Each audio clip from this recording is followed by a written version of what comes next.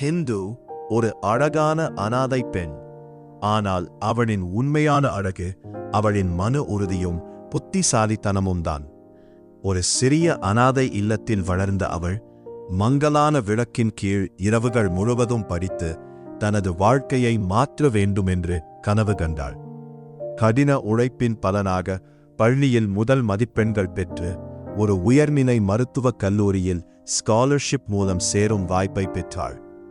அந்த கல்லூரி அவள் அறிந்த உலகத்திலிருந்து முற்றிலும் வேறுபட்டது. செல்வமும் ஆடம்பரமும் நிறைந்த மாணவர்கள் நடுவில் எளிமையான ஹிந்து தனித்துவமாக தெரிந்தாள். அவளின் அழகும் புத்திசாலித்தனமும் சில மாணவிகளுக்கு பொறாமையை ஏற்படுத்தியது.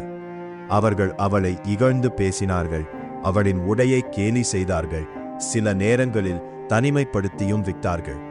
ஒரு நாள் அந்த துன்புறுத்தல்கள் எல்லாம் தாங்க முடியாமல் ஹிந்து கல்லூரியின் ஒரு மூலையின் அமர்ந்து அமைதியாக கண்ணீர் விட்டாள். அவளின் மனம் உடைந்தது போல உணர்ந்தாள்.